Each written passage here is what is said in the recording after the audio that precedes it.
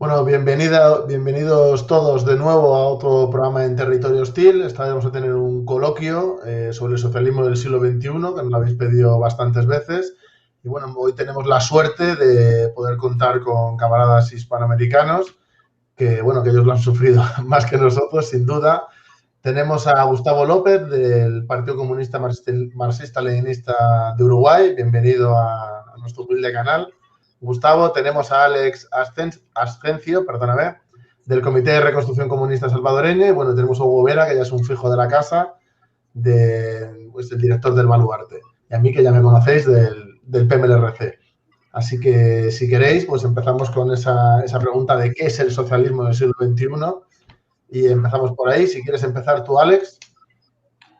Sí, bueno, pues cuando, digamos, aquí en Latinoamérica, el socialismo del siglo XXI se ha estado desarrollando desde hace diversos años, ¿verdad? Desde hace varios años en diversos países, y lejos de lo que dicen, digamos, los partidos de derecha tradicionales, que tratan de asociarlo como que si fuera una dictadura del proletariado, como que fuera algo similar como la URSS, realmente es capitalismo de Estado, digamos. La teoría, que decir, etiquetarlo también en una sola teoría, es bastante difícil porque es bastante ecléctico y depende de partido a partido, cambia, digamos, lo que van proponiendo, pero lo que vemos es que es un refrito de diversas teorías revisionistas. Por ejemplo, los sandinistas retoman algunas cuestiones como la autogestión, que es algo que planteaba Tito, que a su vez lo retoma de los anarquistas tradicionales.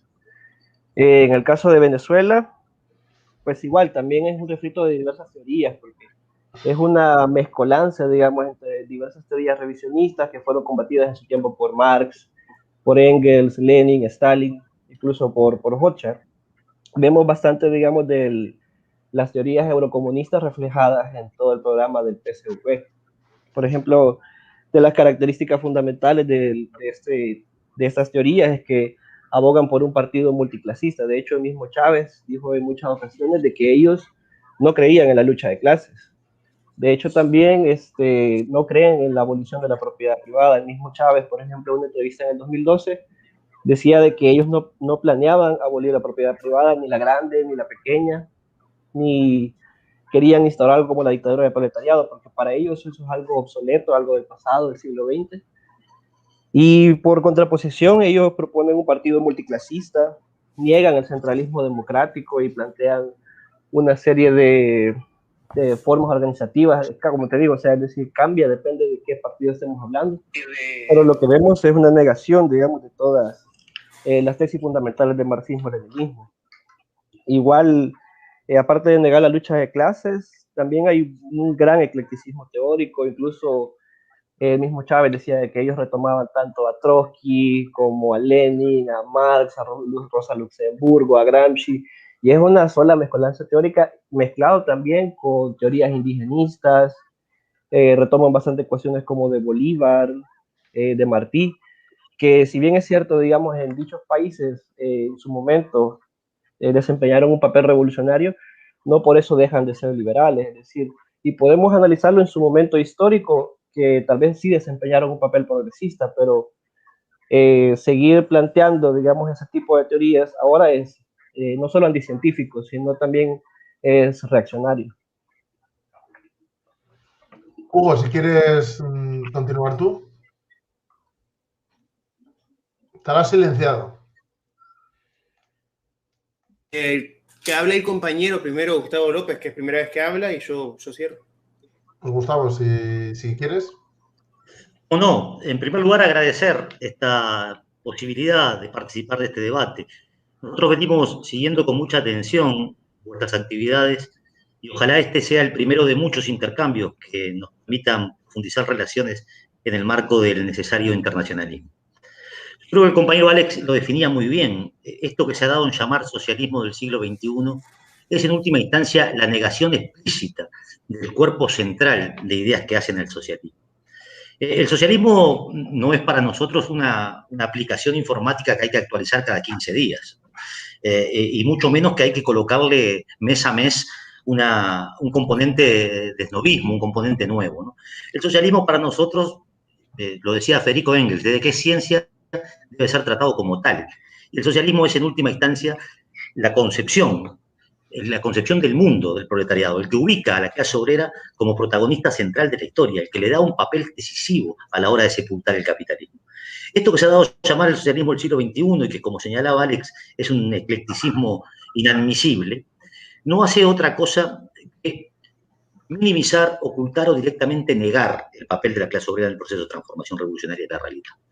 Al mismo tiempo, aboga, como también fue señalado, por el policlasismo y en nuestro continente, en aras de un conjunto de esperanzas populares que había despertado cierto proceso de cambio, sobre todo a partir de lo que fue el huracán neoliberal que devastó América Latina en la década de los 90, en el amanecer de este siglo, ciertamente procesos de lucha muy interesantes que tuvieron lugar en la región, dieron lugar al surgimiento de este tipo de expresiones, de pseudoteorías, de charlatanerías, sobre todo inspiradas en 2 o 3 autores que vale la pena confrontar abiertamente, ¿no? Uno es Dieterich, un autor que explícitamente niega el papel de la clase obrera del proceso de transformación, que le quita centralidad a la clase obrera, que imagina un socialismo policlasista, que imagina un socialismo, digamos, que en esencia no es socialismo, digamos, ¿no? Un socialismo que no se comprende a sí mismo como la superación del capitalismo, sino que la fantasía onírica de sueños de un capitalismo con rostro humano, ¿no? Cuando la realidad, un día sí y otro también, demuestra que capitalismo y humanidad se repelen mutuamente, ¿no? El capitalismo es en esencia un sistema que solo puede ofrecer la reproducción ampliada de la injusticia, la desigualdad, la miseria, la muerte, ¿no? Y que el socialismo, como lo entendemos nosotros, es en última instancia la concepción del mundo que permite colocar al proletariado y a la clase obrera como clase dominante, ¿no? Otro autor que bastante en boga en este continente, que no refiere directamente al socialismo del siglo XXI, pero que ejerce mucha influencia sobre quienes lo defienden, es John Holloway, ¿no? Un hombre que escribió un libro titulado Cambiar el mundo sin tomar el poder. Ese era el título de ese libro. Esa es la mejor manera de dejarle el poder a los que ya lo tienen, ¿verdad? Entonces, esas son el tipo de teorías que por aquí se vienen difundiendo, ¿no? Yo creo que los marxistas-leninistas tenemos la obligación de refutar, de combatir enérgicamente ese tipo de teorías, y creo que instancias como estas que promueven ustedes una contribución decisiva en esa dirección. Luego podemos ver, seguramente en futuras intervenciones, fue la expresión concreta de estas ideas en lo que se dio a llamar el ciclo progresista en este continente y particularmente en Uruguay. Muchas gracias, Gustavo. Hugo. Bueno, yo voy a hablar un poquito más ustedes son más teóricos, yo soy un poco más sencillo en el habla, ¿no? Coincido con el compatriota en papel de Uruguay en el tema ese de la larga noche neoliberal, que nosotros llamamos al proceso posterior a la caída de la Unión Soviética, acá en América Latina, donde prosiguieron un montón de gobiernos neoliberales. Lo habrá sabido Uruguay, lo habrá sabido Argentina, creo que lo habrá sabido toda América Latina en lo que se vio en aquella época. Y se dice que en la más oscura de las noches, cualquier luciérnaga es faro. Y eso fue lo que nos pasó a nosotros en el 98, cuando gana Chávez, y que comienza a haber un proceso más o menos con unos tintes más o menos populares. Todo el mundo se deslumbra con esto, y todas estas izquierdas de Latinoamérica comienzan a deslumbrarse, decir como que es lo que hay, es la revolución, es el nuevo socialismo. Y de hecho, el propio Chávez en el 99, o como lo mencionaba el compañero Alex, él no hablaba, él era muy cercano a Fidel y todo esto, pero no hablaba, por ejemplo, de socialismo. De hecho, la primera vez que Chávez menciona al socialismo del siglo XXI, en términos de Dietrich, como dice usted, es en el 2005 en la toma de posesión de Tabaré Vázquez, que habla finalmente del socialismo del siglo XXI. Fue casualmente ahí que lo menciona por primera vez. Pero incluso el propio Dietrich, cuando habla de socialismo del siglo XXI, decía del propio socialismo venezolano, que decía que debido a las características que lo impulsaron, ¿no? O la característica que habían impulsado al proceso chavista, que era un proceso bolivariano, que no tenía orígenes en una vanguardia, no se creaba una vanguardia y no se creaba nada de lo que contuvieron los elementos clásicos, ¿no? De la típica revolución socialista. Uno, porque venía inspirado en un movimiento que en el 92 dio un golpe de Estado fallido, que era el movimiento Quinta República, de inspiración puramente bolivariana. Lo bolivariano y lo martiano, como en el caso cubano, no tienen nada de socialista. De hecho, Marx y Bolívar eran coetáneos, y de hecho Marx hacía una crítica de Bolívar. O sea que básicamente era un movimiento nacionalista como ya habíamos visto en América Latina. Yo vivo en Panamá, donde tuvimos, no sé, el caso de Torrijos, y me matarán los socialistas en aquel momento, pero el caso de Torrijos no se deja de parecer mucho al caso de Chávez. Un militar que llega al poder después de un golpe de Estado y que inicia un proceso nacionalista y que algunos consideran progresista, pero que de socialista no tiene nada. Entonces son procesos que realmente nos encandilaron porque en aquel momento, después de la caída de la Unión Soviética y de la larga noche neoliberal, tuvimos esto. Dijimos, bueno, está floreciendo esto, y después vinieron las elecciones en Uruguay, ganó el Frente Amplio, comenzó a ganar la izquierda en Chile, que de izquierda no tenía nada, comenzaron los procesos en Bolivia, gana Evo Morales, pero realmente nos dejamos llevar por los términos, pero nunca se analizó a profundidad qué era lo que se estaba haciendo. Y puedo mencionar que da un poco de tristeza, ¿no? Porque yo estoy trabajando dentro de los procesos, porque en un momento fue periodista y fue corresponsal para Telesur, y me tocó desengañarme de primera mano, ¿no? De estar en Venezuela cubriendo algunas cosas como las famosas comunas de creación de alimentos, de planes fallidos, de la supuesta revolución de las 3 R's de Chávez, por ejemplo, y darme cuenta de que todo era un fracaso, ¿sí? Y que no se estaba haciendo nada, y que realmente Venezuela, por más que se quisiera pintar, que nos dé lástima decirlo, era no más que un estado fallido, gobernado por una élite que lo conforma una cúpula militar y una cúpula civil pegada a los militares, que se tomaron el país, y los que están sufriendo las consecuencias de esa incapacidad para gobernar son la clase trabajadora que posteriormente migre, sean de la tendencia que sean. Y actualmente Venezuela no tiene miras de ser socialista, o sea, no es socialista, porque actualmente, en el último discurso que yo cubrí de Maduro decía y se enorgullecía de que el 98,1% de las empresas en Venezuela estaban en manos privadas, y que solamente algunas estaban en manos mixtas y que algunas eran en propiedad del Estado, y que eso demostraba la alianza que existía entre el sector privado y el Estado en una revolución como la venezolana, ¿no?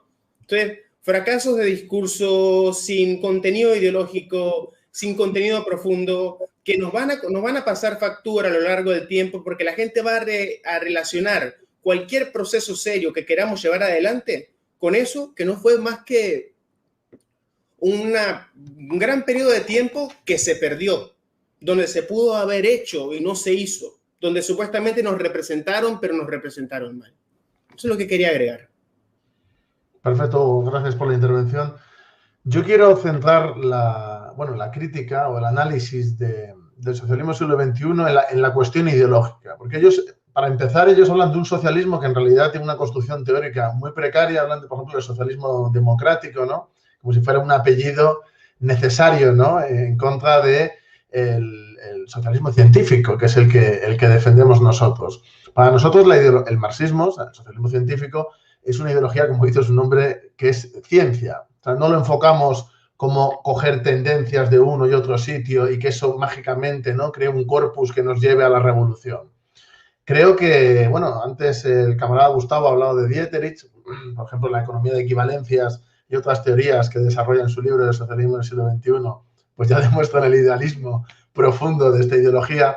Pero es curioso porque incluso a nivel de referentes ellos cogen a liberales, porque cuando cogen, bueno, Martí, Bolívar, etcétera, cogen a liberales que son coetáneos de Marx, algunos de ellos, los mezclan con figuras revolucionarias de determinados procesos sin conocer realmente su obra, porque un día te citan a Trotsky, otro día te citan a Mao, otro día, bueno, es una verdadera locura su corpus teórico, pero claro, es que la realidad es que no hay nada, es decir, es profundamente liberal. Y aparte, también hay que analizar, aparte de que el carácter no científico de su ideología, que no tiene nada que ver con el socialismo científico, y que para mí no es algo novedoso, porque su visión del socialismo democrático no difiere tanto. ¿En qué difiere a nivel esencial de lo que decía Bernstein?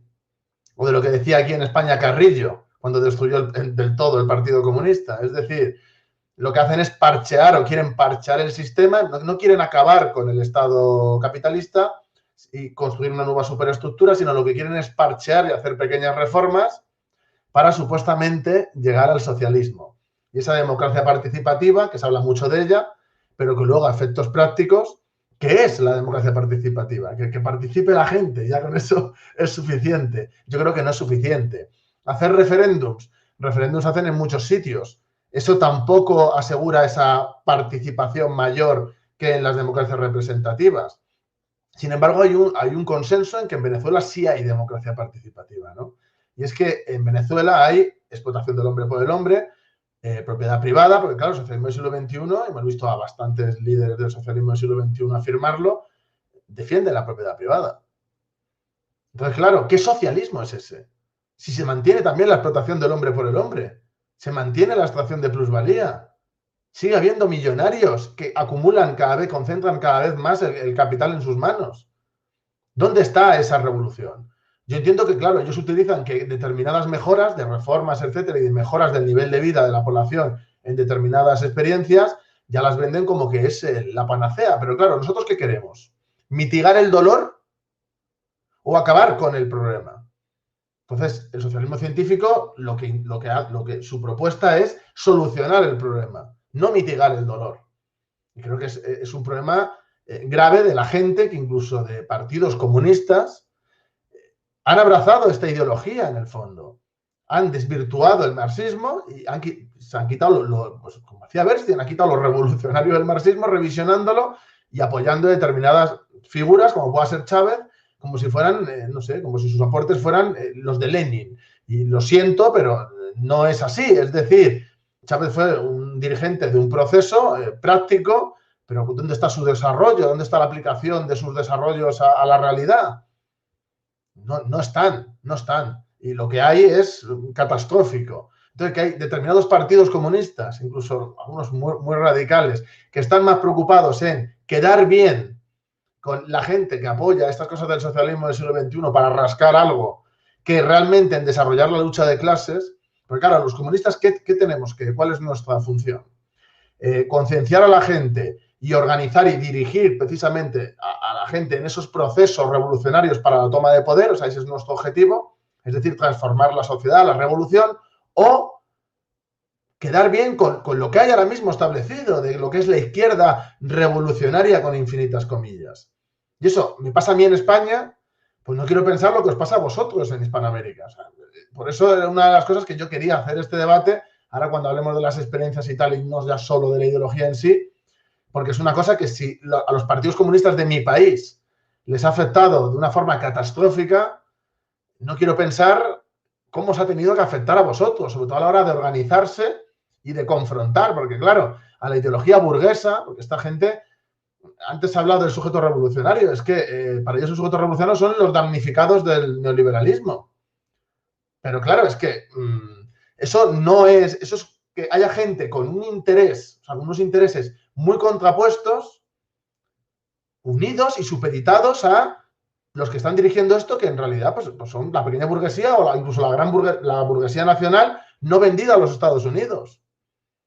Porque hay grandes empresarios en Venezuela y en otros países de los llamados del socialismo del siglo XXI que son burguesía nacional, pero la apoyan frente a los intereses de Estados Unidos, o sea, apoyan el proceso frente a los intereses de Estados Unidos, pero porque están defendiendo sus propios intereses, no porque quieran realmente una sociedad mejor, etcétera, etcétera. Entonces, en ese sentido, yo creo que es muy importante también tener una visión de confrontación ideológica con aquellos que defienden el socialismo del siglo XXI, porque sin confrontar a la infiltración de ideas burguesas y reaccionarias y anticientíficas, que es para mí es lo que es el socialismo del siglo XXI, sin confrontar con esas ideas y conciliando, jamás vamos a lograr nada.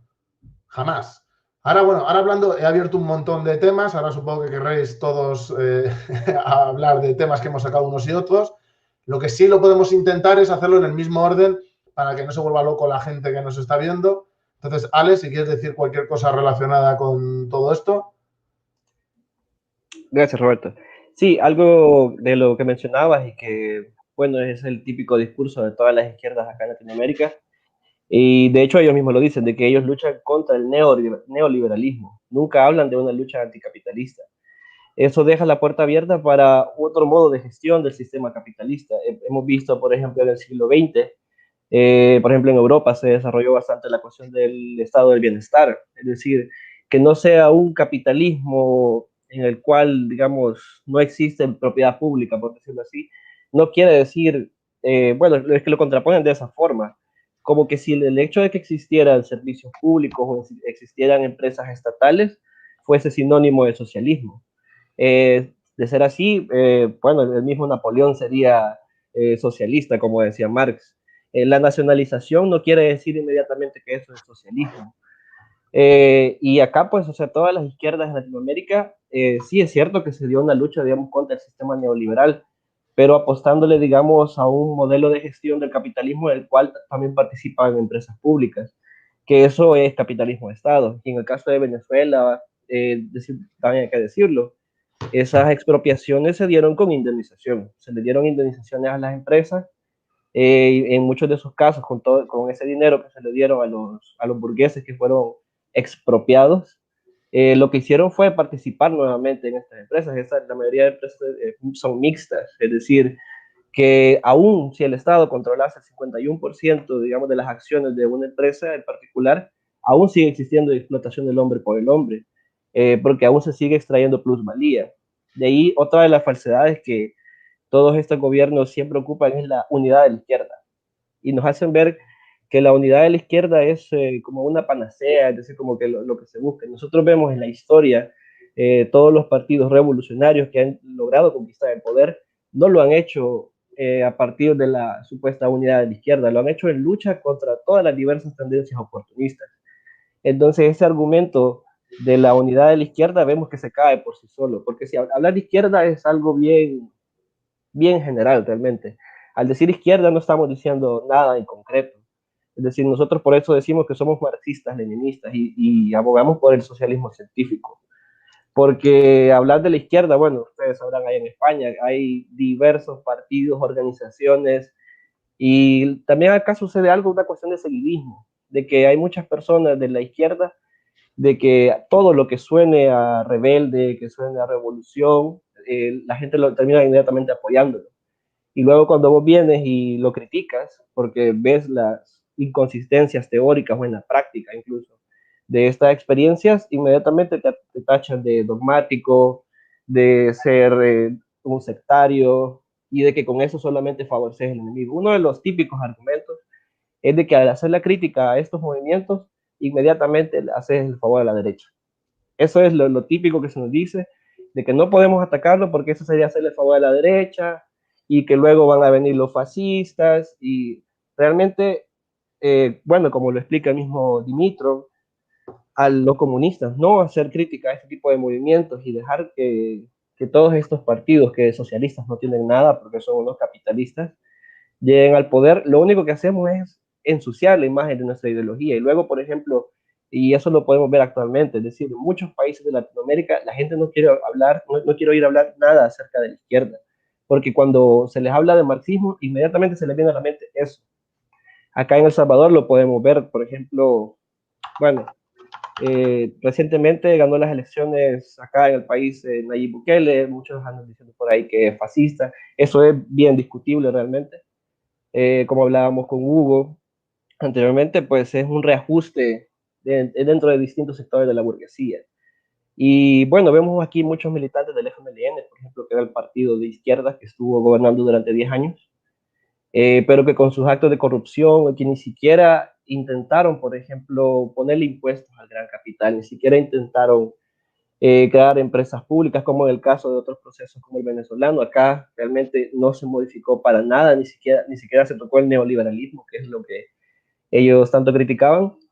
Lo que terminó es en un desprecio de parte de la población hacia lo que se conoce como izquierda. Incluso ahora, para nosotros acá en el país es bastante difícil porque cada vez que nosotros, digamos, intentamos hacer algún tipo de actividad, la gente inmediatamente lo asocia con el FMLN y creen que nosotros planteamos lo mismo que plantean este tipo de partidos, cuando realmente nosotros los hemos criticado desde hace mucho tiempo.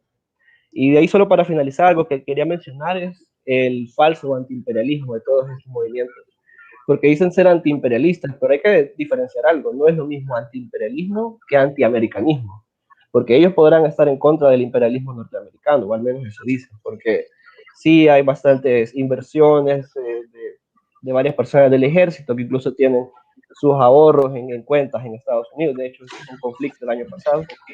Pero el hecho de estar en contra de Estados Unidos no quiere decir inmediatamente que se es antiimperialista, no al menos como Lenin concibe el imperialismo, porque ellos blanquean, por ejemplo, al imperialismo ruso, a los chinos y a toda aquella potencia que se enfrenta a Estados Unidos, e incluso la hacen pasar casi como que si fuese socialista. Y vemos que la realidad es muy distinta. Gustavo, si quieres continuar tú. Sí, cómo no. Yo creo que nosotros no deberíamos hacer ninguna concesión, ni en el plano teórico ni en el plano práctico, a estas corrientes. Estas corrientes solo contribuyen a sembrar confusión, a sembrar desánimo y a contribuir, en última instancia, a desarmar de su propósito la perspectiva revolucionaria. Si nosotros pensáramos por un segundo, ¿cuál es el sueño de oro de las clases dominantes? Podríamos decir que el sueño de oro de las clases dominantes es un gobierno que le asegure la reproducción de su tasa de ganancia y al mismo tiempo la paz social. Eso es exactamente lo que han hecho los progresistas. Asegurar la reproducción exponencial de la tasa de ganancia de las clases dominantes y asegurar la paz social a partir del control y la domesticación de la clase obrera y sus organizaciones. A tal extremo que, como señalaba Roberto, partidos comunistas de la región se han subido a este carro del revisionismo explícito, retardatario y reaccionario. En nuestro país, el nombre de la izquierda gobernó el Frente Amplio durante 15 años. ¿Qué ocurre hoy en Uruguay? Gobierna la derecha tradicional. Y esto, si recorremos las experiencias en la región y en el mundo, podemos darnos cuenta que es casi como un axioma. A gobiernos de este tipo siempre lo sucede la derecha. ¿Por qué lo sucede siempre la derecha? Porque son capaces de generar en la conciencia y el estado de ánimo de las masas lo que acaba de señalar Alex. Esta idea de que, bueno, si esto es la izquierda, en última instancia podríamos decir que esos gobiernos son la izquierda que a la derecha le gusta.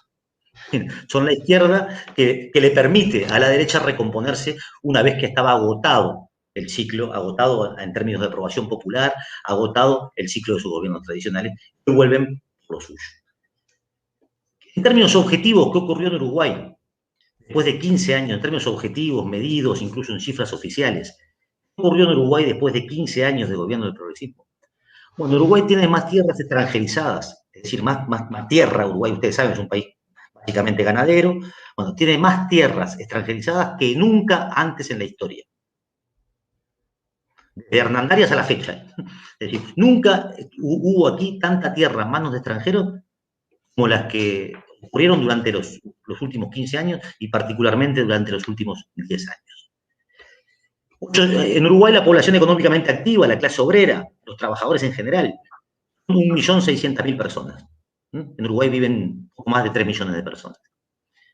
800.000, es decir, la mitad de la población económicamente activa en Uruguay, reciben salarios debajo de los 25.000 pesos. Esto, para que ustedes tengan una idea, es la mitad o menos de la mitad de la canasta básica familiar de subsistencia de una familia.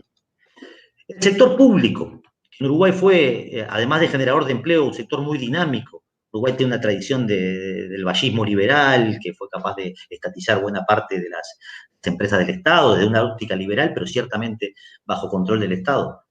Fue desmantelado también en los últimos años. Avanza a paso firme un proceso de privatización de áreas claves de la economía. Por último, y resumiendo, para que ustedes se hagan un panorama de lo que ha ocurrido aquí, desde nuestra modesta opinión. Los servicios públicos, los esenciales, los que resumen la vida de un trabajador, la educación, el trabajo, la salud, la vivienda, manos privadas, como decíamos, deteriorados desde el punto de vista de su calidad y al mismo tiempo en un proceso acelerado de mercantilización de la educación, de la salud. En Uruguay, en estos tiempos de crisis sanitaria, vivir más o vivir menos depende del tamaño de tu billetera, de cuánto dinero poseas. Así de simple. En Uruguay, educarse bien o educarse mal también depende del tamaño de su billetera, cuando supimos ser, en el pasado, un país de alta calificación educativa y con extendidos servicios públicos incluso a nivel terciario. ¿Qué ha pasado con esa fuerza política que en sus orígenes pretendió ser la expresión de la unidad de la izquierda? ha sido conducida durante todo este proceso por sectores de la pequeña burguesía en principio y hoy por sectores incluso de la alta burguesía. Para que tengan ustedes una idea, la publicación Times, la publicación inglesa Times, se conoce, una publicación vinculada a la oligarquía internacional, ¿verdad? Sostenía que el ministro Astori, que era el ministro de Economía, la espada mayor de la conducción económica del gobierno del Frente Amplio, era el mejor ministro de Economía de la región. Eso lo decían la oligarquía financiera internacional. Es decir, uno podría decir en el derecho a confesión de parte, relevo de pruebas, ¿no? Ahí está muy claro, muy explícito, pensaban de eso. Un elemento más. Durante el primer gobierno de Tabaré Vázquez, comienza el año 2005, Tabaré Vázquez invitó a George Bush, hijo, a Uruguay. Digo por qué, por esta historia de cómo se expresa el antiimperialismo, en fin, ¿no? Cuando hablamos de George Bush, hijo, estamos hablando de una suerte de asesino serial, ¿verdad? De un promotor de la barbarie imperialista en el planeta. Bueno, este hombre, Bush, tuvo en Uruguay la visita más grande que haya tenido en ningún país del continente. 36 horas pasó en Uruguay, pasó del brazo del Tabaré Vázquez por la estancia presidencial, donde comieron un asado juntos, y fue recibido como ciudadano de honor de ese gobierno. Cuando nosotros en Uruguay nos hicimos de izquierda luchando contra una dictadura y pintando en las paredes de la ciudad Yankee Ho Hong y construyendo una identidad antiimperialista. Eso tuvimos que ver cuando llegó el primer gobierno del Frente Amplio. ¿Qué se nos decía a los que sosteníamos esta posición? Bueno, pero ustedes están muy apurados, ustedes son muy radicales, pero hay que darle tiempo, porque no hay que hacerle juego a la derecha. ¿Y nosotros qué decíamos por entonces y decimos ahora? Nosotros con el oportunismo tenemos un problema de relojes, tenemos un problema de brújula. No es el tiempo, sino es hacia dónde van, ¿no? Hacia dónde van al camino que marcaron históricamente que van. Por tanto, como históricamente lo hizo nuestra tradición del marxismo-leninismo, hay que combatir severamente estas expresiones, incluso aquellas que están avestidas de pensamiento democrático. Para nosotros la democracia participativa es la dictadura proletariana. Esa es la democracia participativa, el gobierno de los más sobre los menos. La clase obrera en el poder. Eso es lo más participativo que imaginamos.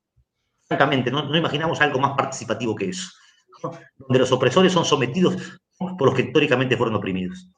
Donde la clase obrera se convierte en clase dominante. Donde el destino económico se planifica en función de las necesidades de los hombres y mujeres y no de las especulaciones del capital. Esa es la participación, ¿no? Porque no nos cuenten a nosotros que participación es votar por internet y hacer una ronda a escuchar tonterías, digamos, porque en última instancia son tonterías que no le resuelven el problema concreto a quien vive de su trabajo y quien es explotado día a día, ¿no? Entonces, de alguna manera, les traté de pintar brevemente el panorama concreto de la expresión de estas políticas en Uruguay, ¿no? Luego vino, como ustedes saben, el gobierno Mujica, vendido mundialmente como bueno, el guerrillero heroico, que en su momento ciertamente fue guerrillero y también ciertamente pasó momentos de heroísmo, pero que la expresión concreta de su gobierno fue aún peor desde el punto de vista de la aplicación de los planes de los organismos financieros internacionales. Perfecto. Hugo. Pero no nos olvidemos, compañero, que hubo legalización del cannabis, legalización del matrimonio igualitario, aborto gratuito, así que éramos el gobierno ejemplo en toda América Latina y el presidente Mujica paseando como mono de circo en todas las televisoras del mundo, incluso en España, que lo llamaban como, mira el presidente pobre que tiene una chacra, duerme en calzoncillos y tiene un perro sin una pata. Y lo entrevistó medio mundo y era ese el ejemplo, eso es lo que había que ver. Ese socialismo sí es bueno, mira, eso no es un Stalin, eso es un tipo que pasea en su Volkswagen y es un símbolo imperial y hasta ahí llegó el tema uruguayo. Lo que pasa es que en América Latina, y creo que eso es algo que, como ustedes son los más técnicos, no me van a dejar mentir, somos muy de romanticismos, ¿no? Y digo, acá, por ejemplo, si vos le preguntás a un venezolano, ¿qué es chavismo? Como le preguntás a un panameño, ¿qué es torrijismo?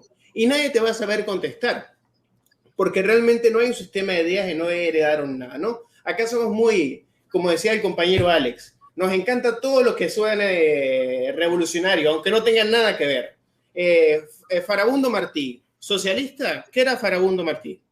¿Saben? ¿Qué era Sandino como tal?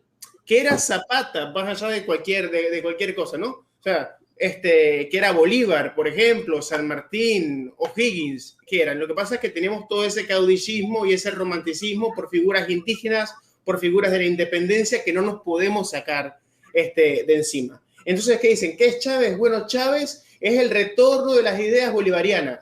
¿Qué es bolivarianas para los trabajadores? ¿Qué precisamos nosotros de las ideas bolivarianas ahora si nosotros tenemos las ideas que plantearon contemporáneos a nosotros, no contemporáneos, pero sí gente del siglo XX y coetáneos de Bolívar? Marx, por ejemplo, el Lenin en el siglo XX, que nos plantearon ideas que realmente nos sirven, y nosotros tenemos que revivir ideas de liberales como Bolívar y San Martín, o Higgins, o Artigas en nuestro caso. ¿Sí? Lo que pasa es que somos sumamente románticos, ¿no?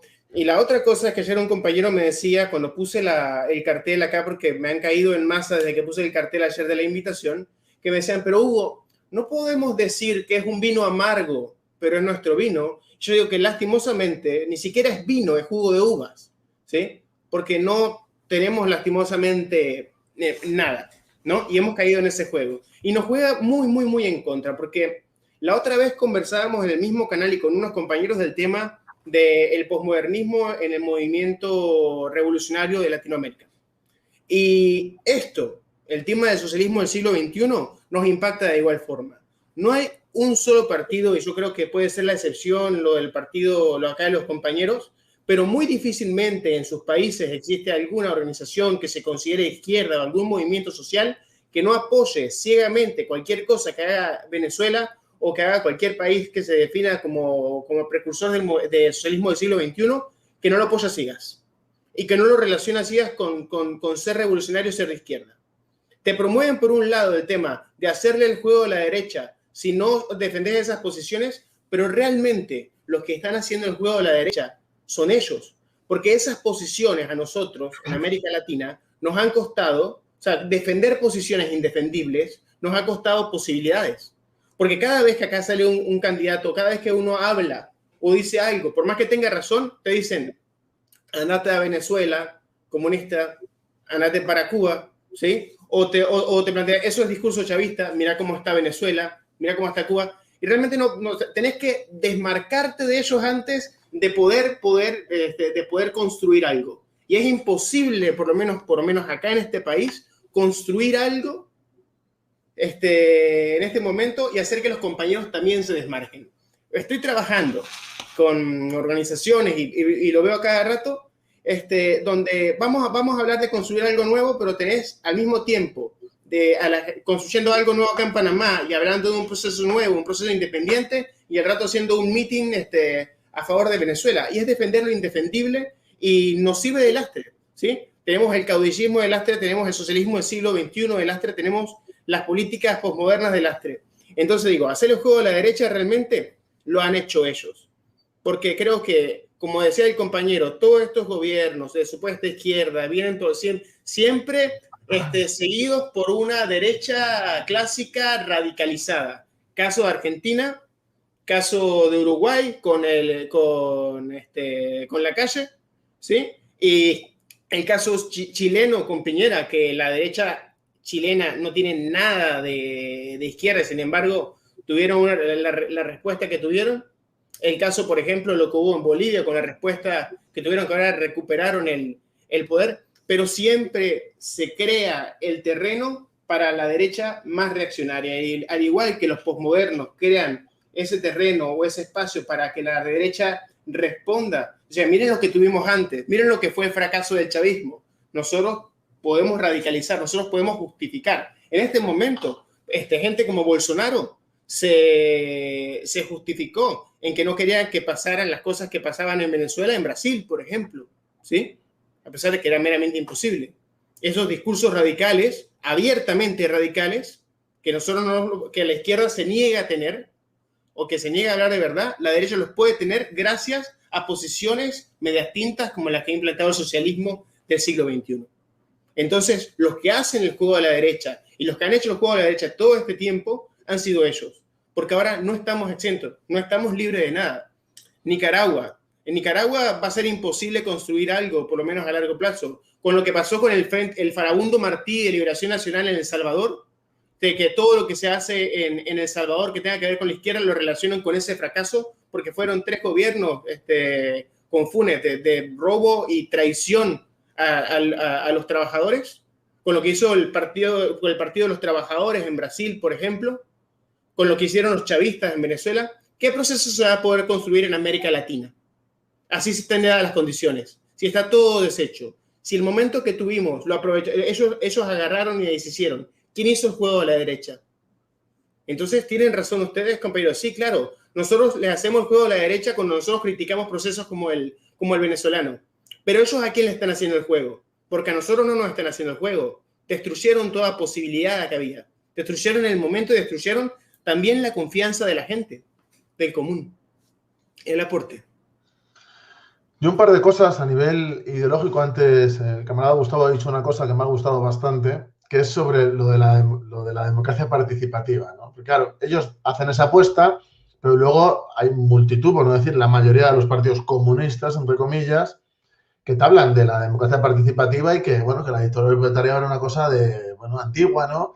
Aquí Garzón, que es ministro del gobierno y que es del PC, comunista no es, pero del PC sí, él dice que cuando Marx y Engels hablaban de dictadura del proletariado, que se referían a que los pobres podían gobernar y que eso es lo que tenemos ahora en España. Entonces, bueno, ahí se están revolviendo en su tumba, pero yo me revuelvo más aún, que lo tengo que ver.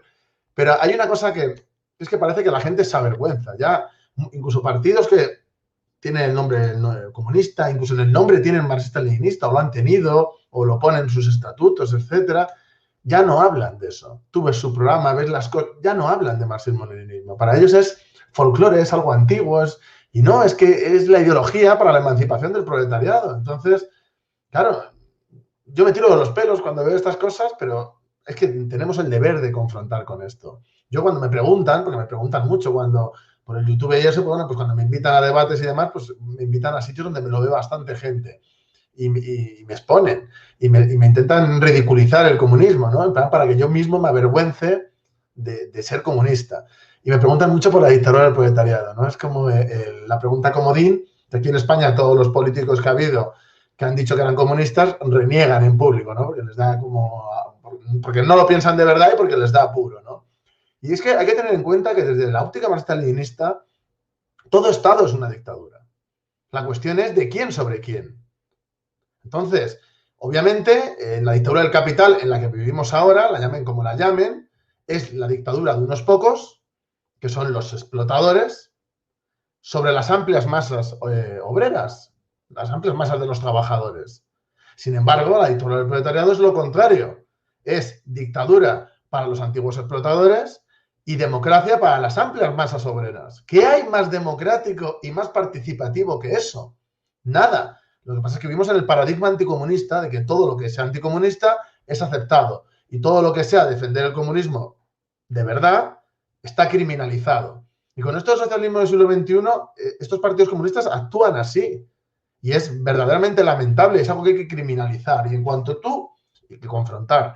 Cuando tú lo haces, enseguida estás en contra de la unidad de la izquierda. O vamos más allá todavía, estás en contra de la unidad comunista. Y es como, para que haya esa unidad comunista, primero tendrán que ser comunistas los que se unen. Cosa que aquí no pasa.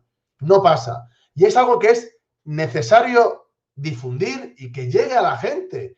Que esta gente que incluso a nosotros nos pasa con Podemos. Dentro de Podemos, o sea, dentro de lo que es la coalición, etcétera, PSOE, Podemos, tal, ahí está el Partido Comunista de España.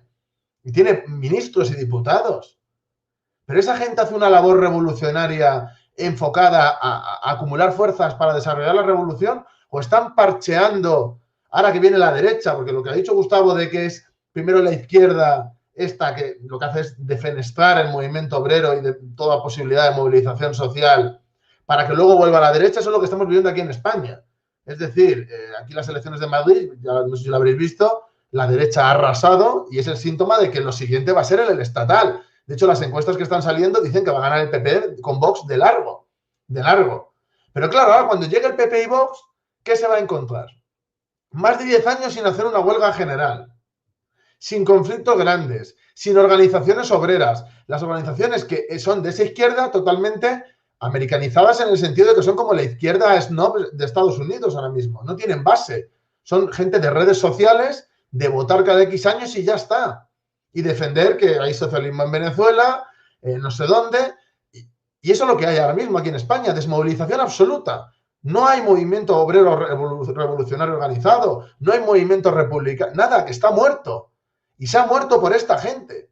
Y en cuanto nos salimos un milímetro de eso, fascistas, reaccionarios, estáis haciéndole el juego a la derecha, sois anticomunistas, los comunistas siempre quieren la unidad. La unidad en base a una ideología, ¿no? En base a un trabajo conjunto, a un proceso. Así se da un proceso de unidad, no juntando a todo el mundo ahí a empujones que no entran, que no se puede unir. Y eso luego implosiona y tenemos la situación que tenemos aquí de desgaste y de destrucción absoluta. Y encima reivindicando proyectos como este del socialismo del siglo XXI, que en el mejor de los casos son keynesianos para mí, es decir, que sí, que intervienen con el Estado en determinadas cuestiones, pero es que eso que hacen es keynesianismo, no es socialismo, por lo menos no es socialismo científico, desde luego, bajo ningún concepto. Entonces, es una cosa contra la que hay que posicionarse. Y mira, ya que lo habéis dicho, pues me lo habéis dejado ahí perfecto para decir una cosa que lo pienso desde hace muchísimos años, y que es necesario que los partidos comunistas, los que son marxistas-leninistas, tengan un proceso de ruptura con todo este tipo de gente, y da igual que muevan gente, que tengan más medios. Es que es vender tu ideología y tu propia estructura que se va a contaminar con todo eso a cambio de algo keynesiano que no sirve para transformar ni para realizar la revolución. Bueno, si queréis decir algo de todo esto, si no, pasaría al siguiente bloque porque yo creo que la gente lo que quiere es oíros hablar de las experiencias de estos gobiernos. En Uruguay ya ha dicho Gustavo un poco antes también y Alex, pero es que todos habéis tenido allí los más y los menos. Entonces, creo que posiblemente sea lo que más le interesa a la gente. Así que si queréis hacemos un turno rápido si queréis cerrar de algo de esto y ya pasamos un poco a las experiencias de las que habéis vivido en vuestros propios países. Así que, Alex, si quieres. Sí, solamente quería mencionar algo que de hecho es algo que se ha venido mencionando durante todo el coloquio. Y es que también existe la falsa impresión de que el socialismo es sinónimo de servicios públicos, es sinónimo de salud, de educación, y claro que nosotros reivindicamos eso. Claro que bajo la dictadura del proletariado sí precisáramos de que se mejoraran esos servicios. Sin embargo, definirlo solo como eso no es el socialismo científico que Marx y Engels desarrollaron. Porque de ser así, o sea, podríamos ocupar lo que se llama el coeficiente de Gini, en el cual mide la desigualdad, y si nos ponemos así, pues entonces Noruega sería más socialista que Cuba, Dinamarca sería más socialista que Cuba, y entonces nos podemos poner en una escala así de quién es más socialista, pero realmente lo que plantea el marxismo-leninismo son el estudio de las relaciones de producción. ¿Quién tiene el poder? Es decir, ¿es la burguesía o es el proletariado? Porque ¿qué socialismo va a ser el de Venezuela o de Nicaragua, que los tenemos acá a la par? Cuando estos mismos gobiernos dicen de que es una alianza nacional con la burguesía del país, donde existe la propiedad privada, donde los trabajadores no tienen el poder. Y como bien decía Roberto, siempre se le quiere poner el apellido de democrático, porque todos estos grupos plantean de que el socialismo que existió, por ejemplo, en la Unión Soviética, en Albania, no era democrático, pero lo que pasa es que tienen una concepción de la democracia liberal, porque no podemos hablar de democracia así en abstracto.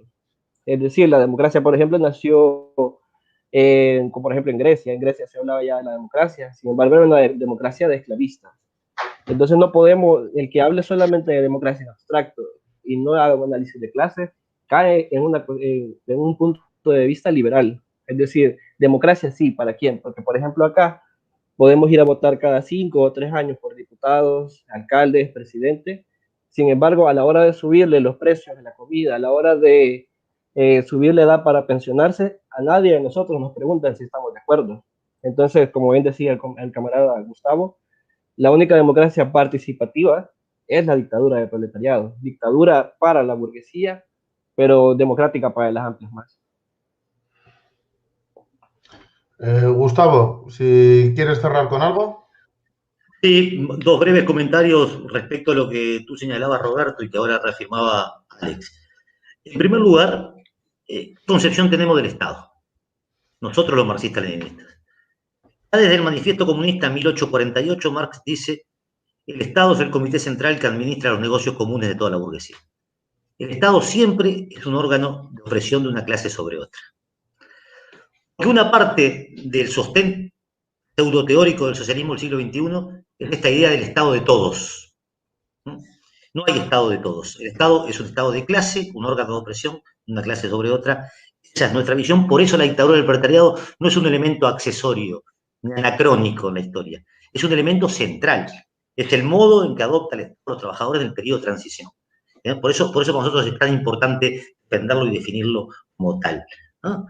Que si no, ocurre como ocurre con los dirigentes del revisionismo, que suponen que esto fue una idea trasnochada que tuvo alguna vez Marx, y no es así, ¿no? Incluso fue muy trabajada en su elaboración teórica.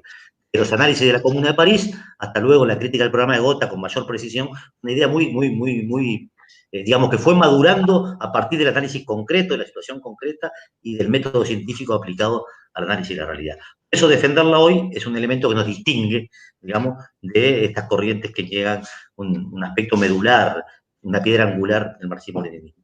El otro elemento tiene que ver con esta idea de la unidad. Nosotros somos antiunitarios, no, nosotros somos unitarios. Peleamos por la unidad de los que luchan, peleamos por la unidad de la clase obrera, peleamos por la unidad tras de un programa de transformación revolucionaria de la vida. Lo que no peleamos, lo que no confundimos es estar juntos con estar entreverados. Son cosas distintas. Juntos con un programa, juntos con una ideología, juntos con un proyecto de clase. Entreverados no. Y menos entreverados a la cola de intereses pequeños burgueses. Si la clase obrera está al frente de la unidad puede incluso ser amplia. Si la clase obrera está al frente, el timón del barco lo tienen los trabajadores, la tripulación puede hasta ser diversa en algún periodo. Ahora, lo que no puede es entregar el timón, la conducción del proceso.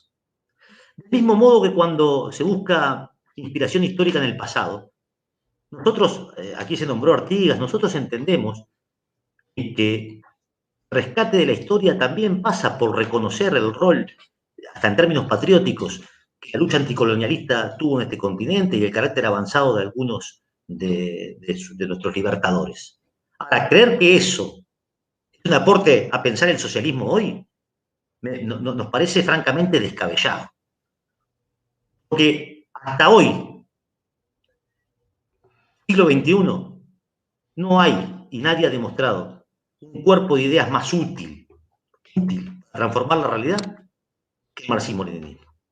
Nadie ha mostrado una experiencia más superadora en términos concretos del capitalismo que lo que fue la experiencia concreta de las revoluciones triunfantes, particularmente los primeros 30 años en la Unión Soviética. Ese era el aporte en relación a lo que tú decías, Roberto. Yo creo que los compañeros... Sí, yo creo que los compañeros ya aportaron la mayoría de las cosas, pero sobre lo que decías vos, acá cuando uno habla de marxismo-leninismo, siempre te hablan de que son cosas del siglo pasado, te dicen que eso es antiguo, pero es extraño, ¿no? Porque toda esta gente, los referentes de ellos son súper modernos. Son el Indio Urraca, son Huaycaipuro, Simón Bolívar y todo eso. Son los viajes de pachamamistas, esos que se meten con ayahuasca en la selva. Y eso sí es sumamente moderno, pero les hablas de Lenin y de Marx y te dicen, no, lo que pasa es que eso es un poco viejo, eso ya está pasado de moda. Pero toda esta cosa, todo este viaje que se inventaron de Bolívar, de libertadores, de experiencias indígenas, liberación y toda esta cosa, esto es súper nuevo y súper contemporáneo. Y el otro tema ese de aportar un poquito lo que decía Alex, ¿no? Antes de irnos, porque creo que lo han aportado todos, pues tienen mucho más nivel intelectual que yo. Soy un periodista, yo creo que lo tengo un poquito más bajo, ¿no? Me falta un poco más de formación, podría decir. Pero acá ha pasado algo, acá hemos confundido en América Latina el proceso del asistencialismo con medidas socialistas, ¿no? Muy a lo gringo, ¿no? Cualquier medida asistencialista es socialismo automáticamente. Y Venezuela lo que era, como decía Roberto, no pasaba de ser un Estado keynesiano, en todo caso ese Estado de bienestar, porque ¿qué era el socialismo chavista o el socialismo del siglo XXI? Un conjunto de programas, por ejemplo, del programa Robinson, la misión vivienda, la misión no sé qué cosa, que a lo largo no se diferenciaba en muchos procesos populares que hubo acá en América Latina, en el caso panameño, que yo es el que puedo citar, como el torrijismo, pero el torrijismo no era socialismo. El torrijismo nunca rompió con el modelo de explotación, ¿sí? Los sandinistas tampoco lo hicieron en su momento. El asistencialismo en América Latina se suele confundir con medidas socialistas porque tenemos todavía esa cultura macartista de cualquier intervención del Estado, cualquier ayuda que recibas del Estado es política socialista, y tenemos que saber dividir eso, ¿no? Eso no es socialismo por ninguna parte, porque si no tendríamos acá en América Latina, inclusive Uruguay, yo puedo decir que tendrían un socialismo pleno según lo que dictamina lo que se hizo en Venezuela. ¿O no es así? Porque si hubo un Estado asistencialista en un momento, fue el Estado uruguayo, ¿sí? En el tema de educación, en el tema de vivienda, etcétera, etcétera. Y no eran gobiernos que se definieran de izquierda como tal. No lo eran. Pero ya, eso sería todo el aporte que tengo. Gracias, Hugo. Alex, si quieres pasamos a contar un poco las experiencias, ¿no? La mayoría de la comunidad que tenemos aquí es española, entonces, bueno, les interesa bastante conocer realidades diferentes y cómo ha afectado en sí a vuestros países esta ideología y, sobre todo, también cómo ha afectado a los partidos concretos de allí, los más importantes. Sí. Bueno, fíjate que para empezar a hablar del socialismo del siglo XXI, creo que antes de eso hay que remontarnos a un poco de la historia, digamos, de los movimientos revolucionarios en El Salvador. Acá en El Salvador se funda el Partido Comunista Salvadoreño allá por 1930. Sin embargo, 2 años después de su fundación, para 1932, tuvimos acá un dictador, fue una dictadura militar, de hecho, este sujeto tenía afinidades por Mussolini, aunque nunca se despegó, digamos, del modelo norteamericano, más por una cuestión territorial, por la cercanía con Estados Unidos. Entonces, se llamaba Martínez. Ese dictador llevó a cabo una de las mayores masacres en la historia de nuestro país, para 1932. Y aquí se suele decir de que el Partido Comunista lideró la insurrección de campesinos e indígenas. Sin embargo, documentos históricos revelan de que no es tan exacto. Es decir, el Partido Comunista sí participó en la insurrección del 32, sin embargo, no fue el que la lideró, como se nos ha querido hacer ver. De hecho, el FMLN tiene mucho que ver con eso, actualmente, con esa reescritura de la historia. Pero vemos que no es así. Es decir, posteriormente a eso, en 1932, se dio un proceso en el cual un etnocidio se asesinó casi todos los indígenas en nuestro país. Por eso actualmente, en el siglo XXI, hay muy pocos indígenas acá, porque fueron exterminados por esos años. Pero también en ese tiempo se dio una cuestión en la cual se decía que todo indígena era comunista, porque el gobierno de Martínez asoció la insurrección indígena al comunismo, que en aquel tiempo había una gran cruzada contra el comunismo, particularmente de este gobierno, y el partido quedó hecho trizas. Realmente hasta el 44, que es cuando logran derrocar al dictador Martínez, es que nuevamente se escucha sobre el Partido Comunista en El Salvador, que nada más eran un par de células que habían quedado ahí dispersas, que empezaron a coordinar nuevamente. Entonces vemos que para esta época, sí, el Partido Comunista empieza a crecer, pero más que todo en sectores intelectuales. Poco a poco logran llegar a sectores obreros, que hay que decirlo, que para principios de los 40 la clase obrera no era tan extensa en nuestro país. Es a partir de los 50 con los gobiernos militares que llevan a cabo proyectos de industrialización en los cuales la clase obrera empieza a crecer como tal, y también empieza a crecer un movimiento sindical bastante importante, que es algo que hay que mencionar un par de años después. Lo que quería resaltar de esta época es que en ese momento sí surgieron algunos líderes obreros. Por ejemplo, en el caso de nuestro país, nosotros hablamos siempre de la figura de Cayetano Carpio, a pesar de que no estamos totalmente de acuerdo con algunas de las tesis que él proponía. Sin embargo, era un dirigente obrero que llegó a formar parte del Partido Comunista, llegó a ser su secretario general. Pero allá por esos años, hay que decirlo que el Partido Comunista de El Salvador estaba fuertemente influenciado por la política soviética.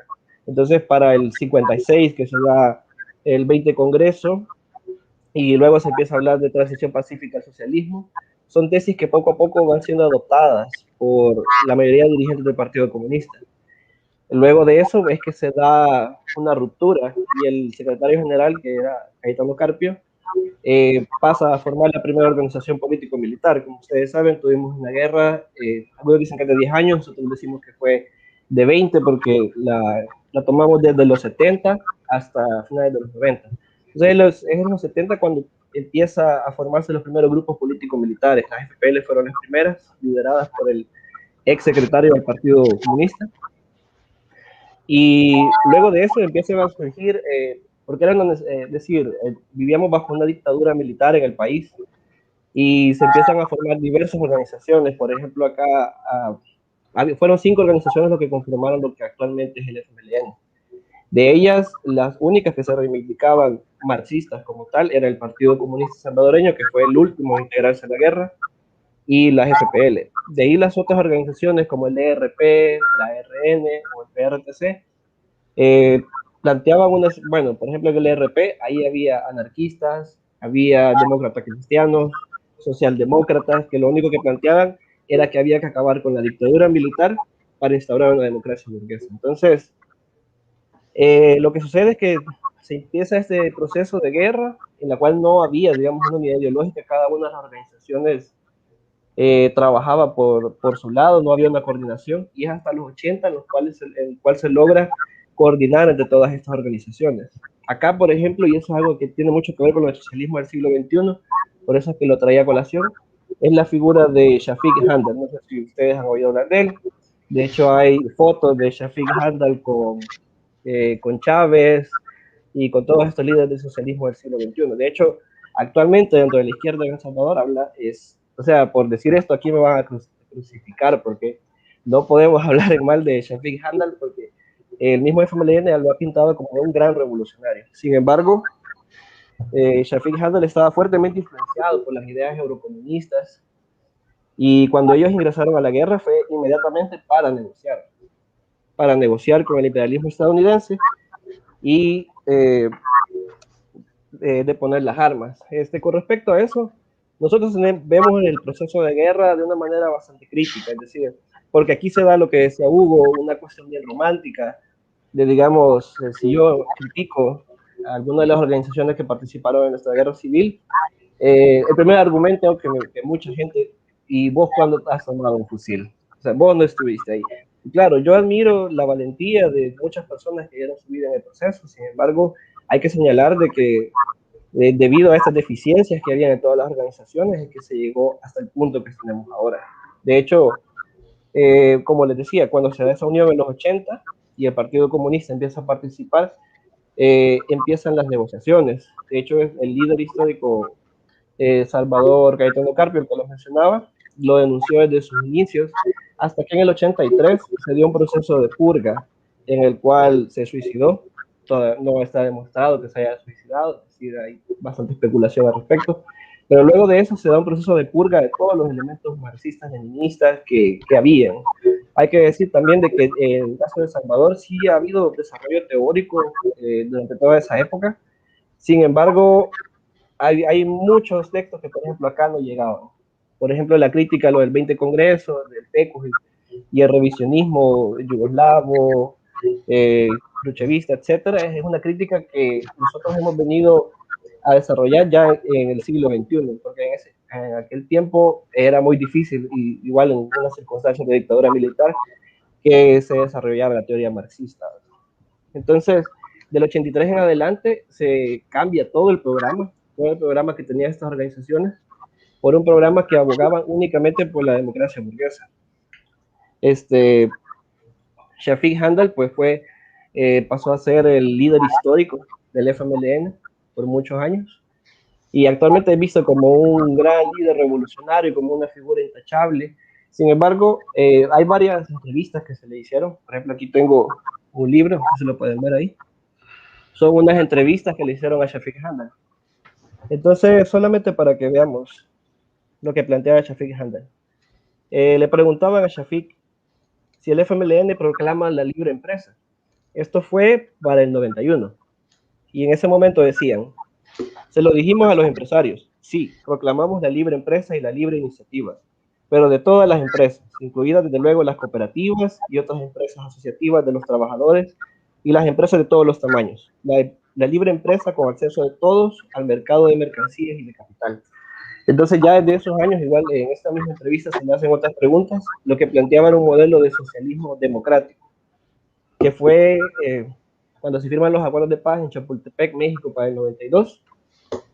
Posteriormente a eso, el partido, el FMLN, que era un frente, es decir, no era un frente, no era un partido, decide convertirse en un partido electoral. Desde el 92 para acá ha sido un partido electoral, en el 90, participa en las elecciones desde ese momento, y se hace, bueno, en el 95 el Partido Comunista se disuelve como tal. En los últimos congresos se eliminó toda la referencia a dictadura del proletariado, y se habla nada más de un socialismo, pero en abstracto, es decir, más con todo una cuestión de servicios públicos o de que existan empresas cooperativas que compitan con las empresas privadas. Se habla de antiimperialismo, pero a la vez es como una defensa de la pequeña producción, es decir, lo que le apostaban era crear pequeña burguesía acá y no disputar el poder del Estado. De hecho, Shafiq Handal era uno de los que más renegaban acerca de la experiencia del socialismo en el siglo XX. Decía que esto era un centralismo burocrático, decía que la planificación central no era algo viable, sino que apostaba más por una cuestión de descentralización. Entonces vemos, la gente aquí cree que el FMLN se vendió en el 2009 cuando ganó las elecciones, sin embargo vemos que su deformación teórica viene desde más antes, es decir, desde sus propios inicios. No era una organización marxista-leninista, sino un frente amplio en el cual convergían diversas ideologías, desde demócratas cristianos hasta socialdemócratas abiertamente. Y es por eso que siempre han existido diversas fracciones, porque hay que decirlo, incluso ahora, que ha quedado bastante diezmado ese partido, son varias fracciones las que lo componen. Entonces, en el 2009, por fin logran ganar las elecciones con Mauricio Funes, como bien apuntaba Hugo. Y bueno, actualmente es muy conocido de que Mauricio Funes, es decirlo, no era del FMLN, era un periodista bastante reconocido acá en El Salvador, que fue, era un outsider, por decirlo así. Y ellos lo retomaron para que se presentara a las elecciones, ganaron. Sin embargo, en su gobierno se llevaron a cabo un montón de actos de corrupción. Las pocas reformas que se hicieron, incluso muchas no fueron planteadas ni siquiera por el FMLN, sino que eran proyectos que habían sido iniciados por las administraciones anteriores. Es decir, sí se hicieron algunas reformas mínimas, pero hay que decirlo que en los 10 años que gobernó el FMLN acá, se hicieron algunas reformas, algunos programas sociales, pero eso se hizo a costa de una mayor carga impositiva para los trabajadores, porque aquí nos pusieron más de 21 nuevos impuestos en esos 10 años. Entonces, es decir, por ejemplo, aquí hay una política de que se les da a los niños un vaso de leche en las escuelas. Y podría decir, ¿por qué? Porque ¿quién estaría en contra de eso?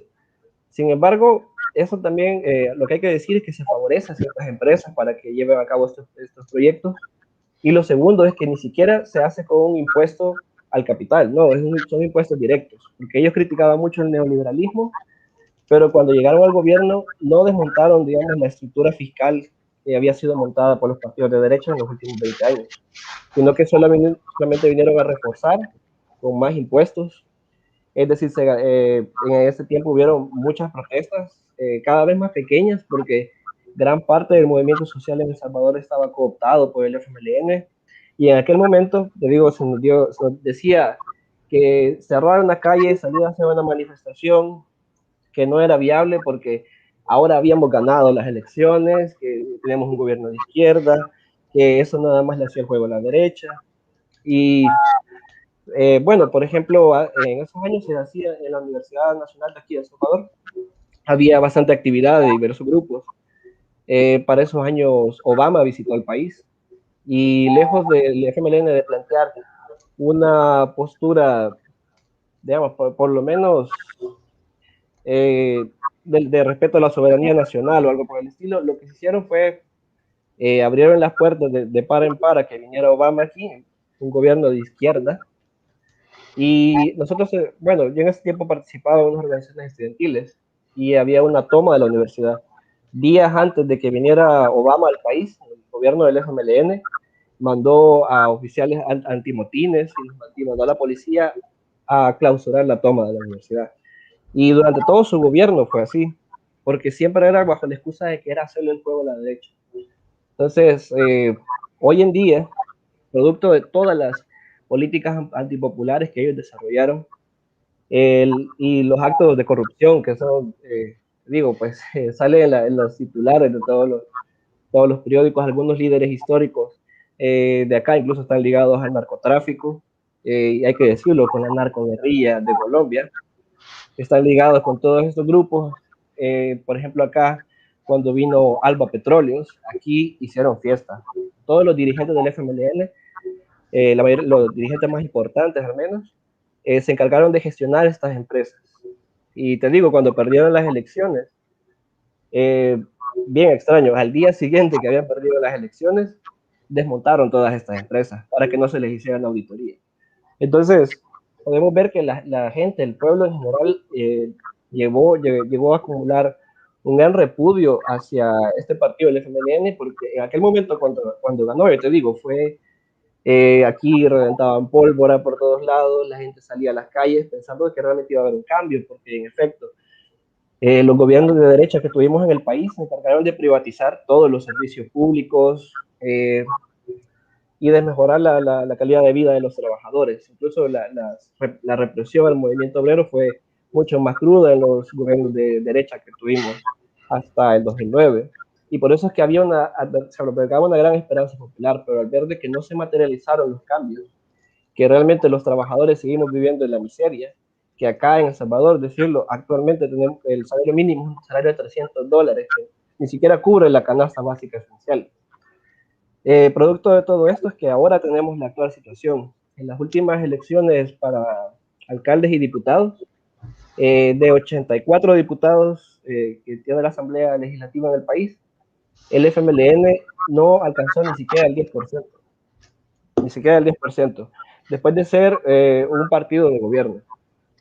También hay que decir, y lo que mencionábamos hace un rato, es que el presidente acá, Nayib Bukele, ocupó, porque es bastante populista, ocupó precisamente la figura, digamos, de los gobiernos anteriores para plantear de que él era el cambio. Que él era el cambio, que aquí se acababa la cosa de los mismos de siempre, como se le decía al presidente. Y se hizo una labor de combate tanto contra el FMLN como contra el partido de Arena, y actualmente pues el partido oficialista, el partido de presidente, es el que domina la mayoría de la asamblea, el órgano judicial, y hoy actualmente los militantes del FMLN andan ahí pues con una campaña de que aquí se está llevando a cabo una dictadura, de que aquí se nos está reprimiendo, y el argumento de que Nayib es fascista es bastante discutible. No niego de que pues, es un gobierno mucho más reaccionario, porque sí es un gobierno de derecha, pero catalogarlo como fascismo me parece un poco excesivo. Habría que darle un poco más de discusión a eso. Pero precisamente como apuntaba Gustavo, o sea, el hecho de que ganen personajes como este, que es un tipo bastante populista y aboga un discurso nacionalista, es también producto de la misma izquierda. Aquí, por ejemplo, los dirigentes del FMLN, luego de que perdieron las elecciones, prácticamente insinuaban que el pueblo era inconsciente, que era culpa del pueblo de haber perdido las elecciones, cuando realmente ellos han sido los que se han encargado de ensuciar la imagen porque te digo, ellos, por ejemplo, hoy ya no hablan de marxismo, ya no hablan de dictadura de proletariado, cosas por el estilo, pero si vos vas a sus sedes, ellos tienen carteles ahí todavía de Marx a veces. Cuando es el natalicio de Lenin, ellos se proponen aunque sea una publicación en Facebook. Y te digo, yo cuando veo eso, a mí me hierve la sangre, porque ¿qué van a hablar ustedes de Lenin? ¿Qué van a hablar esos tipos de Lenin? Si son unos reformistas de primera. Entonces, más o menos así están las cosas por acá. Perfecto, Alex. Gustavo, si le quieres dar con Uruguay. Sí, me parece que quien sigue este debate, sobre todo desde España, creo que le puede interesar sobre todo aquellos aspectos concretos que hacen a cómo ha afectado el ciclo progresista en nuestro país desde el punto de vista de las organizaciones populares y sobre todo de quienes nos reivindicamos marxistas-leninistas. Uruguay es un pequeñísimo país ubicado entre Argentina y Brasil, 3 millones de habitantes, explica a sí mismo desde el punto de vista de su estructura económica a partir de 3 elementos: el puerto, la tierra y las vacas, el ganado. Eso es lo que explica, digamos, el funcionamiento, eso sintetiza estos 3 elementos, lo que es Uruguay. Históricamente, la burguesía estuvo dividida en 2 partidos: un partido vinculado a la burguesía industrial, que es el Partido Colorado, y un partido vinculado a la burguesía latifundista o rural, que es el Partido Nacional o Partido Blanco. La izquierda en Uruguay tiene sus orígenes a principios de siglo, sobre todo en la última mitad del siglo XIX, con emigrantes anarquistas. Luego el Partido Socialista, fundado en 1905, y en 1920, desde el propio seno del Partido Socialista y aceptando las condiciones de la Tercera Internacional, funda el Partido Comunista en 1920 en Uruguay. Partido que tiene un desarrollo revolucionario y de apego a los principios del marxismo y la clase obrera hasta la década del 50. Luego allí revisionismo clásico y prosoviético toma la conducción del partido. Es conocido el nombre de Ronald Arismendi como una figura, digamos, destacada desde el punto de vista del marxismo latinoamericano. Este hombre es el más prosoviético de todos los prosoviéticos habidos en la historia, ¿no? Es un hombre capaz de defender hasta el final, hasta la perestroika y más, hasta el último día de su vida, lo que ocurría en la Unión Soviética a niveles casi de servilismo ideológico a lo que hacían los rusos. Por otra parte, Uruguay vivió dictaduras en el siglo XX, la última fue la más de mayor impacto, 70 del año 73 al 85, dictadura esta así de carácter militar y fascista, digamos, que arremetió contra las conquistas del campo popular, que arremetió contra los derechos de la clase trabajadora y que salvajemente reprimió con miles de presos, muertos, torturados y exiliados al campo popular y a los comunistas en particular. Aquí también hacemos la salvedad. Incluso el Partido Comunista oficial, el Partido Comunista de Orientación Reformista, a lo que nosotros combatimos ideológicamente, fue un partido que puso mártires, que puso clase obrera, que llenó las cárceles de trabajadores y digamos, nosotros hacemos una diferencia entre el debate ideológico con su dirección y aquellos trabajadores y bases que convencidamente enfrentaron la dictadura militar en Uruguay.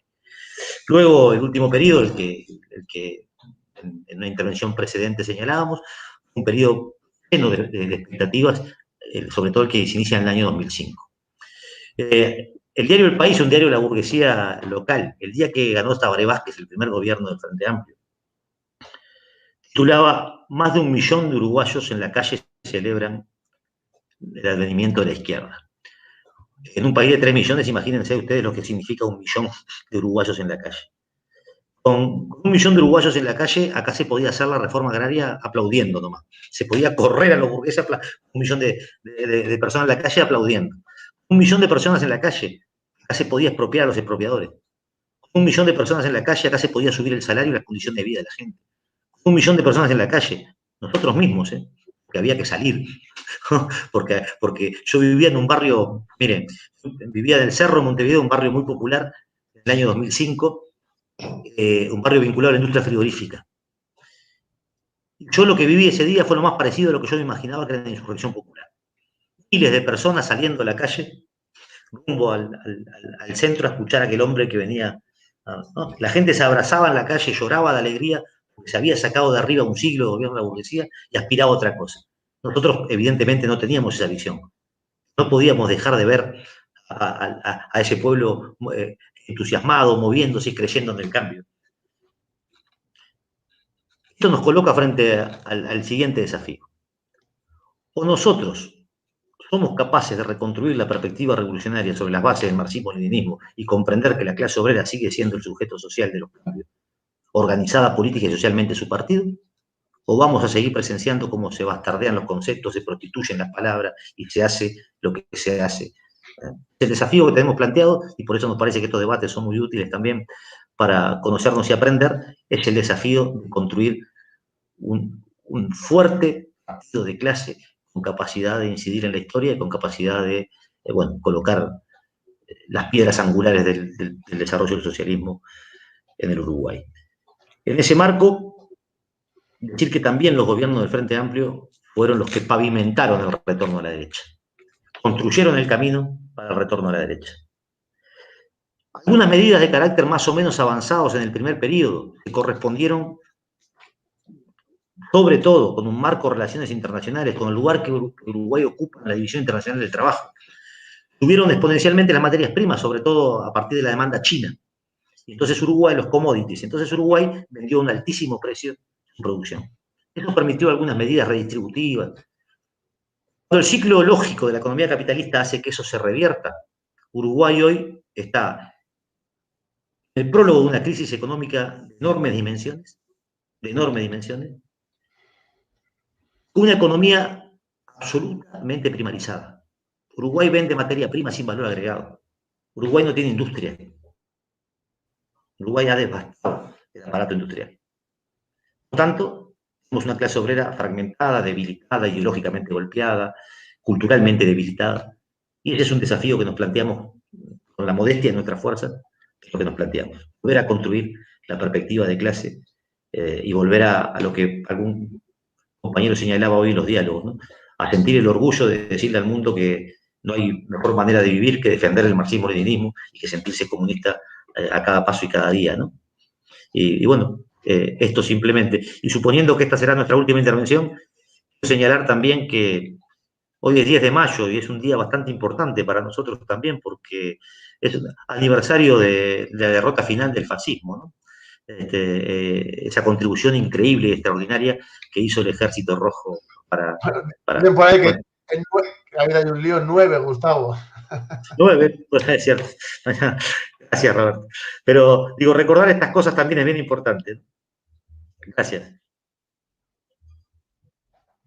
Muchísimas gracias, Gustavo, por la intervención. Lo he dicho, yo no iba a decir nada, pero estaba Hugo diciéndote así, digo, lo voy a decir porque si no, la gente va a pensar mal de Hugo, de hecho. O que en Uruguay es otro día. Otro día, ha cambiado, sí. Bueno, Hugo, si quieres cerrar tú. Lo siento mucho, Gustavo. Siempre dando la nota, Roberto.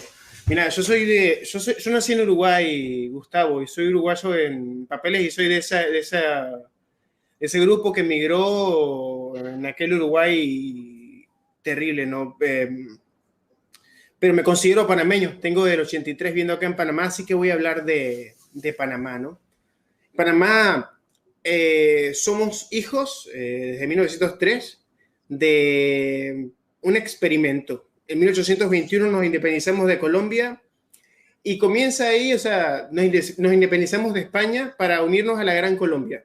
Y ahí comienza el experimento del transitismo en América Latina, ¿no? Primero con la construcción del ferrocarril, que era para trasladar mercancías de una parte del océano a la otra, y eso comienza a alimentarse con el tema de la fiebre del oro en los Estados Unidos. Cuando los estadounidenses querían pasar el oro de una punta a otra sin tener que pasar por el territorio de ellos, que era sumamente hostil, habilitaron el ferrocarril y hacía el mismo papel que hacía el canal de Panamá.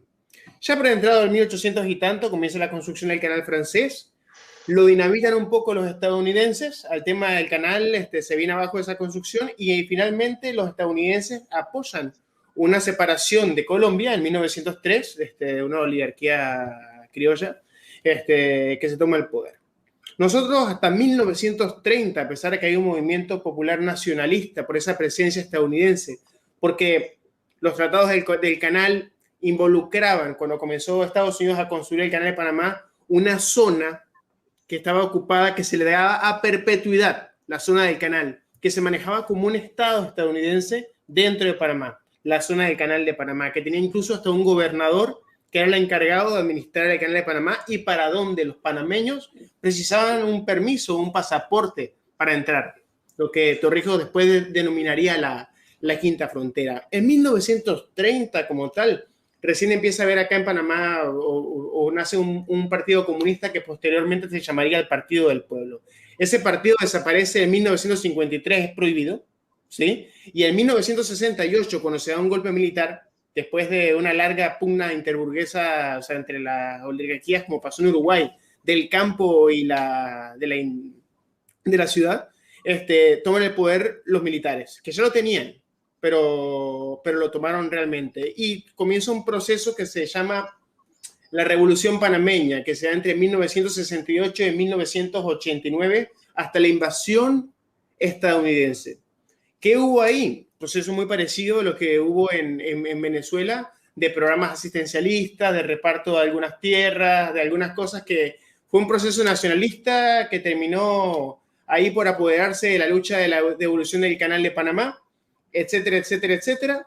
Se devolvió el Canal de Panamá en un tratado de 1977 que lo retornaba a Panamá en el 99. Y esa es la historia de Panamá popular. Después de la invasión a Panamá, Panamá no ha tenido más que gobiernos burgueses, no hay partidos de izquierda como tal. Hubo un experimento que ahora voy a hablar un poco de eso. Nosotros hemos estado gobernados así como en El Salvador, que por mucho tiempo creo que gobernó Arena, pero acá la única diferencia es que se intercambiaban el poder. El PRD, que era el Partido Revolucionario Democrático, que era el partido de los que eran militares, y el panameñismo, hasta que llegó un nuevo poder, así como Bukele, que era Martinelli, que me imagino que lo habrán escuchado en Centroamérica, porque estuvo dando vuelta ahí como diputado del Parlacén, otro así. Pero, ¿qué pasa? Y voy a hablar ahora de socialismo del siglo XXI, porque es lo que nos pesa un poquito a nosotros. Panamá en este momento no tiene una salida política, por lo menos no podemos hablar de que haya un partido que haya traicionado al socialismo, porque no tenemos ese partido. El Partido del Pueblo en su momento sí se vendió al proceso militar y ahora en este momento todavía siguen reivindicando la figura de Torrijos. Pero son el Partido del Pueblo, y ahora me van a ahorcar por lo que voy a decir, son 15 personas viejas en un club ahí que se reúnen a conversar y de vez en cuando sacan un comunicado. Ese es el Partido del Pueblo, o sea que no vale la pena mencionarlo. Pero los experimentos, ¿qué pasa con los experimentos que se están llevando a cabo y las ideas para tomar el poder? Están influenciadas por eso. Por ejemplo, y voy a hablar de los compañeros les tengo respeto a algunos compañeros del Frente Amplio por la Democracia, pero se llaman Frente Amplio por la Democracia, crean este Frente Amplio acá en Panamá, donde convergen todas esas ideas, pero las ideas son simplemente las de reformar más o menos la estructura panameña. Te proclaman, por ejemplo, la creación de una nueva constitución como la salida de la solución, pero no cambiar al país. No, unos te hablan, por ejemplo, de reformar la democracia, acabar con la corrupción, pero no te hablan de acabar con el modelo transitista, porque Panamá, por ejemplo, es un país que a lo largo de la historia tanto sectores populares como sectores de la derecha han impulsado un modelo que nosotros llamamos el transitismo, que es aprovechar la situación geográfica del país como el petróleo de Venezuela, como el recurso de Venezuela. Nosotros en Panamá, el 10% de la zona geográfica, que es la región interoceánica, que fue devuelta a Panamá después de 1999, produce el 80% de la riqueza. Los sectores de la industria apenas representan menos del 5% del Producto Interno Bruto. El sector del agro representa apenas el 2% del Producto Interno Bruto. Entonces, ninguno de estos países, a pesar de que tienen planes para el agro, tienen planes de desindustrialización o de romper con el modelo transitista panameño. Todos hablan de la democracia, de reformar el sistema, pero lo hablan muy por encima y muy plagados o inspirados en los procesos de América Latina. Por eso digo que esto nos está jugando no solamente a aquellos países que han tenido la experiencia en que han logrado meter gobiernos de izquierda en el poder, sino en aquellos países donde los procesos no se han consolidado y donde se tratan de emular esos procesos a pesar de que son fallidos, ¿sí? Porque ¿qué quiere hacer el movimiento social panameño? Tomar el poder y llamar a una constituyente pensando que mediante una constitución se puede cambiar en algo el sistema. Mientras no se cambie el modelo de explotación del hombre por el hombre, no podemos estar hablando de nada nuevo, estamos hablando simplemente de reformismos que no van a servir para nada. Porque asistencialismo, como lo que hubo en la Revolución Bolivariana, existen actualmente en este país. Entonces, yo puedo aportar poco en el tema panameño porque no hemos tenido la experiencia, estamos muy lejos, como le he comentado muchísimas veces a Roberto, de tener esa experiencia. Es lo que estamos trabajando, y creo que se lo he comentado a tu compañero, a Roberto, a Suster, que nosotros acá estamos lamentablemente muy lejos de eso. Yo sí te puedo hablar un poco del proceso bolivariano porque en 2013 ahí me van a colgar también. Trabajé para Telesur y tuve la experiencia dentro de Venezuela, siendo parte del sistema y en un momento convencido y apoyando algunas cosas, y profundamente progresista y profundamente comprometido con esto. Pero llegué a enfrentarme a la realidad de lo que era, porque acá, por ejemplo, llegan a decirte, no, unos compañeros fueron a Venezuela y es todo lo contrario a lo que te muestran en el discurso. Hay supermercados llenos, hay todo esto. Y entonces se van a esta cosa de la negación de la realidad. Yo llegué a una Venezuela a reportar los supuestos planes, por ejemplo, que había para el agro, de cómo se estaba reformando la industria, de cómo se estaba rompiendo la dependencia con el petróleo. Y era toda una gran mentira. Hay un montón de gente que confiaba en un proceso que realmente representaba un vacío total. Yo asistí, por ejemplo, como les decía al principio, a unas granjas de desarrollo supuestamente para Navidad, que se iban a hacer estas granjas en los barrios de Venezuela para producir hallacas, que era el plato tradicional. Y cuando llegué allá, que tenía que hacer la nota, había 5 plantas de tomate, 2 cebollas, unos semilleros ahí más o menos puestos, y llego ahí y yo digo, ¿cómo filmo esto? Porque no... Y la gente te hablaba con un convencimiento tal y te hablaban de eso como el gran plan de desarrollo y autosostenimiento. Entonces yo te decía, cuando te enfrentabas con la realidad y vos te decías, y la gente de nosotros quiere emular esto, quiere emular estas cosas fallidas. Cuando te ibas a una oficina del Estado y vos veías, por ejemplo, a mí me tocó ir al viceministerio del Poder Popular para la suprema felicidad del pueblo, para ver algunos asuntos que estaban planificando y decir, ¿qué carajo es esto? ¿Qué es lo que estamos planificando? ¿Qué es esto que estamos tratando de emular? Y sobre todo en países donde no se ha hecho nada. Ustedes en Uruguay tuvieron no la suerte, pero han tenido la experiencia, ¿no? Y lo han tocado. A nosotros nos va a afectar largamente y creo que por muchísimo tiempo, porque si nuestra aspiración es hacer como Venezuela, es llegar a imitar el gobierno cubano, el boliviano o el ecuatoriano, creo que estamos alejados de los trabajadores, estamos alejados por un tema de incompetencia política, porque no nos damos cuenta de que eso no sirvió y somos ciegos, y no hay nada peor para un materialista que no conocer o no estar consciente de la realidad de que eso falló, y nos va a pasar factura. Yo realmente no soy muy técnico, compañero, como usted, el compañero Gustavo o Alex. Soy un observador y soy realmente un narrador de historia y trato siempre de comunicarle a la gente de la forma más fácil las cosas para que las entienda. Es mi trabajo como periodista. Pero cuento lo que vi, cuento lo que veo y cuento lo que sé que va a pasar. Y yo pienso, y como es la última intervención que voy a tener, y se lo he dicho a los compañeros acá, que queda solamente tomar conciencia de nuestra realidad, no tratar de imitar proyectos fallidos y de formarnos muchísimo, porque creo que lo único que puede romper con estos modelos fallidos es la formación, no la dogmática de citar Marx, versículo 1, capítulo 1, versículo 2, sino la formación para estar consciente de nuestra realidad, la conciencia y la formación de una vanguardia que realmente trabaje por